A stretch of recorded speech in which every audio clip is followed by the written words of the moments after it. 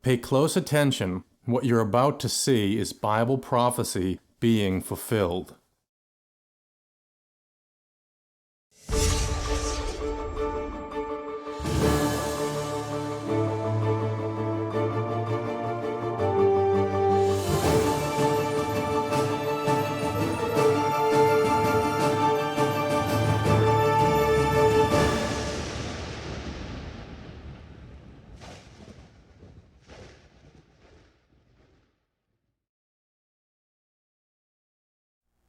Welcome to another edition of YPN News, bringing you news as it relates to Bible prophecy and foretold by Yisrael Hawkins. Well, there's a lot of confusion in the minds of young people, but a 7-year-old is dealing with gender identity, and the parents are actually kind of in a battle as to whether they should keep him the way he is or allow him to transition from male to female. Also, one Russian company is actually considering ditching the U.S. dollar, which we know there's been problems regarding that in the past with not only companies, but countries wanting to circumvent the U.S. dollar. And we're also going to talk about Trump's decision to, I know before his main thing and his talking point in his election was bringing the troops home, right, but we're actually finding that he's leaving troops in areas where he said we're going to bring them out for a very interesting reason. But first, we're going to talk about this child wanting to transition. As a parent, you always want to do the best you can for your child, including helping them to establish their own identity in life and just to pretty much be themselves. But what occurs when your child is confused as to their gender and the judicial system kind of gets involved? Well, one Texas father is dealing with that very thing as a judge just handed down a ruling regarding a custody battle for a 7-year-old child wanting to transition from a male to a female. Now, the father is working to block his son, James's transition, while the mother says the child is transgender and identifies as a girl called Luna. Well, currently both parents will hold joint custody of the child. Now, according to his mother, the boy has always seen himself as a girl and prefers to wear dresses. Now, the mother insists on his gender transition through hormone treatments as he suffers from a disorder called gender dysphoria. Now, after the couple divorced, the father lost control over the child's psychological treatments and found later that the child had been going to a gender affirming care program. Well, James's father spoke to RT concerning his son. He said that his son said to him, "Mommy tells me I'm a girl," and I asked him, "Do you look like a girl?" He said no, but Mommy tells me I'm a girl. So he wanted to verify it, so he sent a text to her asking, "Are you telling James that he's a girl?" And she simply replied, "Yes," and then refused to talk to me about it. Well, many wonder if it's even legal for a child to undergo gender transitioning. Jennifer Demister, a legal analyst, said on an interview with RT, most U.S. courts don't even consider the opinions of children under the age of 12 because they're so impressionable, especially by their parents. Well, she continued, custody battles alone are psychologically harmful for a child, so we have to look at the custody matters, the hatred, the antagonism of the parents against each other, rather than the child has chosen to react to trying to please both parents in the middle of this. So we have to get professionals involved. Well, Ramon J. Goni, a filmmaker and identified as a queer person, said of the matter, the child should have agency in making their own decision, and he agrees professional help should be given to guide the child through the process. He also, being a child of divorced parents, said that a custody battle while trying to figure something like this out at such an early age is considerable, especially regarding gender identity. At 7 years old, yeah, hard to make a decision like that at 7 years old. Yeah, you kind of wonder what kind of influences have put that in the child's mind to make them think that. But as we've seen from the father, the mother is definitely contributing to that and telling the boy that he's actually a girl. Well, amid the Syrian criticism, Donald Trump sticks to his guns on foreign policy. President Trump said that it's time to bring our troops home, but U.S. troops have been in Iraq since 2003, and 2,000 more troops are set to be deployed to Saudi Arabia. Now, Trump said of the deployment that Saudi Arabia has agreed at his request to pay for everything.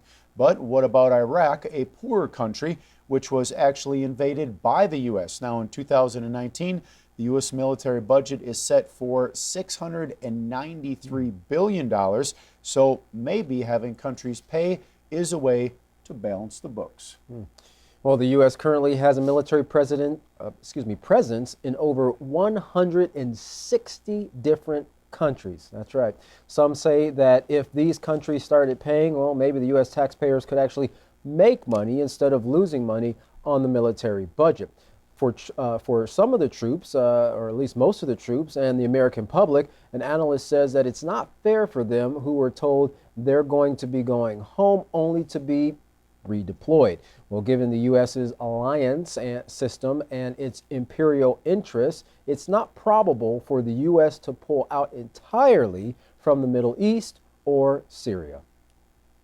Well, we know the Trump administration has been putting the pressure on NATO allies to increase their military spending. Now, Larry McGee has the latest details, including Secretary of Defense Mark Esper's recent trip to Brussels. Larry, what kind of pressure is the Trump administration putting on these NATO allies, and what did Mark Esper have to say as he met with some of them at Brussels?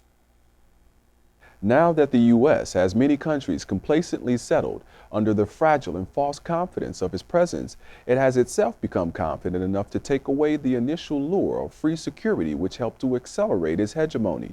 America is now demanding that countries pay to continue to host U.S. troops on their soil, or deal with the emboldened responses of their enemies in the event that Big Brother pulled out of their country and decided to leave. The refrain coming forth from the current administration is there can be no more free rides or free riders when it comes to shared security. Defense Secretary Mike Esper was in Brussels recently to deliver a strong message to NATO to up its contribution to defense costs. The Secretary stated before the various members of the body that all must do their part to deter war and defend their alliance regardless of location, size, or population. Up until now, the U.S. has been footing 70% of the cost. The overall cost of doing business with the dollar and maintaining it as the world's reserve currency has proven to be too much for many nations to bear. There has been a movement to ditch the dollar afoot for years now. Heads have rolled and famous blood has been spilled to stop it, but it is nonetheless alive and still progressing, as can be seen in examples like Russia's Rosneft, which is now selling its oil in euros as a preferred currency. Rosneft is reported to be the world's third largest oil producer. The Russian giant made their shift after being hit with U.S. sanctions for maintaining business cooperation with Venezuela. The U.S.'s maneuvers and animosity with regard to Caracas are being called a textbook example of how America has and is attempting to direct and shape the global landscape and its economy by influencing and coercing multinational corporations and governments through sanctions. As a consequence of that policy has come forth alliances like BRICS, a collection of powerful nations who have pledged mutual cooperation to try and pry loose the stranglehold of the petrodollar, which has increasingly little value outside of the fact that it is attached to and backed by the all-important commodity of oil. For YPN News, I'm Larry McGee. Katan Jeff, back to you. Now, Rosneft, a pretty big oil company, and what this is going to do is show other companies that they can now break away from the petrodollar as well, seeing this company. So the first one to make the move might be the hardest, but now I think others would follow. Yeah, and I think it's definitely going to garner the attention of the United States because they don't quite like competition, especially when that competition excludes using the petrodollar for trade in something as valuable as oil. Well, after World War II, many African nations were freeing themselves from colonialism, of Europe and the West. Well, as they did, some formed relationships with the Soviet Union, and today Moscow is attempting to revive these relations with modern-day Africa. One way they are doing this is by inviting African students to Russian universities. Well, thanks to Russian scholarships over the last 8 years, the number of African students has doubled to 17,000. Now, students and their communities like the friendship with Russia. They say many are learning to speak the Russian language, which is also breaking down barriers. Now, while the focus is on education as well as healthcare is still of primary importance. Now, President Vladimir Putin wants to influence African nations and to expand that influence. Now, at a recent forum, President Putin explained that while trade between Russia and Africa has more than doubled, over $20 billion, about 40% of that total is trade with Egypt. So he sees much more can be done to stimulate trade between African nations and Russia itself. Well, comparatively, China has invested $200 billion in the African continent, so Russia is working hard to become a more prominent figure there by getting involved militarily, economically, and politically with dozens of African countries. Now, one such way through the Russian-Africa Summit in Sochi last month. Representatives from all over Africa traveled to the Russian city to rekindle the old friendship. With the momentum from being a prominent power in the Middle East crisis recently, of course, President Putin is now turning to Africa and offering a different kind of relationship than they have had with Western countries. At the Russian-African Forum, Putin talked about creating a mutually beneficial relationship. But, of course, some Africans are wondering if it will be equally beneficial. Well, currently, Russian military experts have been training government troops in the Central African Republic and Sudan. Now, in exchange for the training, Russia is being allowed to access these countries' minerals. While it is unclear all of Russia's goals, they are showing they are going to welcome and support their African friends. Now, in a show of this cooperation, on the first day of the summit, 2 nuclear-capable Russian aircraft landed in South Africa. While American Vice President Pence was able to negotiate a 2-day ceasefire from the Turkish government, President Putin has just emerged from talks with Turkey's Russian President Erdogan, in which Russia now seems to be a key player in Syria. The two leaders agreed upon a new 6-day ceasefire deal, which will halt any further Turkish offensive in Syria. In return, Turkey will get the 20-mile safe zone it has been wanting along its border. Well, there's a lot more going on than just this new ceasefire deal. As American troops continue to leave eastern Syria, Russia is entering. In fact, they've already patrolled, they're actually already patrolling the territories once under the control of American and its allies. Now, Turkey has been targeting the Kurdish fighters since the U.S. withdrawal. Once America's closest partners in the fight against ISIS, the Kurdish forces now feel betrayed. Interesting. President Donald Trump commented on the ceasefire agreement with Turkey, as well as the U.S. troops that will remain in Syria and what their primary goal will be. Let's take a look at a few of the excerpts from his address. I've therefore instructed the Secretary of the Treasury to lift all sanctions imposed on October 14th in response to Turkey's original offensive moves against the Kurds in Syria's northeast border region. So the sanctions will be lifted unless something happens that we're not happy with. This was an outcome created by us, the United States, and nobody else, no other nation. Very simple. We've secured the oil, and therefore a small number of U.S. troops will remain in the area where they have the oil. We've secured the oil, and therefore a small number of U.S. troops will remain in the area where they have the oil. We've secured the oil, and therefore a small number of U.S. troops will remain in the area where they have the oil. And we're going to be protecting it, and we'll be deciding what we're going to do with it in the future. In any event, by the moves that we've made, we are achieving a much more peaceful and stable area between Turkey and Syria, including a 20-mile wide safe zone. An interesting term, safe zone. That's the term we're using. Hopefully, that zone will become safe. Well, President Trump made it very clear what their intentions were, that we're going to be here. We're going to remain here to guard this oil and to decide what we're going to do with it in the future. Yep.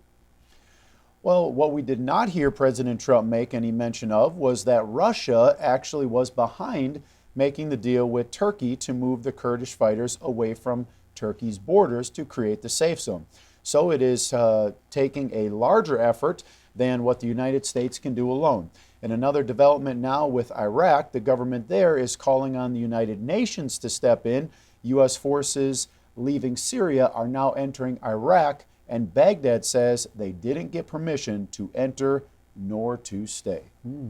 Well, that's interesting. We see certain countries making moves that are considered as, though it was a totally different article, but antagonistic to other countries, creating tension and conflict between the two. But then on the other hand, we see moves like Russia, actually trying to make deals, and increase friendly relations with other countries, making moves to better improve the socio-economic and international relations with others. So, there's some attempts, some give and take we see on one hand, and on the other hand, it's always, just take. And that's what a lot of countries see regarding the United States, especially when it comes to oil. And, a lot of leaders in the Middle East are saying, well, it's interesting now that the United States is wanting to get themselves involved in Syria, not because of terrorism, but now it comes to light because of oil. Right, and they said they were going to, will be deciding, as President Trump said, what to do with it in the future, and, almost as if he's already saying, look, this oil belongs to us, and we're going to decide. But, and that is, as you mentioned, that's the reason why a lot of these countries do not like the U.S. presence. Iraq, as we just mentioned, they're saying, look, these troops don't have permission to come here, and, they don't want that. So a lot of people see the true intentions of the United States, and it's not very honorable. No, that's correct. Well, if you'd like to learn more about these stories, you can contact the House of Yahweh. When you do, don't forget to request your free copy of the Prophetic Word magazine and monthly newsletter. Here's how. To contact the House of Yahweh, you can write them at the House of Yahweh, P.O. Box 2498, Abilene, Texas 79604. You can call them at 1-800-613-9494. Visit them on any of their websites by going to Yahweh.com, YisraelHawkins.com, or Yahweh'sBranch.com. You can visit our website by going to YPNnews.com. You can also email the House of Yahweh at info@yahweh.com. And for all calls outside the United States, please dial the number on your screen. And of course, don't forget the free programs online available to assist you in studying your Holy Scriptures. The Yisrael Says and Ask Yisrael program, you can find those by typing in YisraelSays.com and AskYisrael.com. Well, don't go anywhere. Up next is an address from Yisrael Hawkins that you're not going to want to miss. From all of us here at YPN News, I'm Jeffrey Heimerman. And I'm Katan Alexander. Thanks for watching.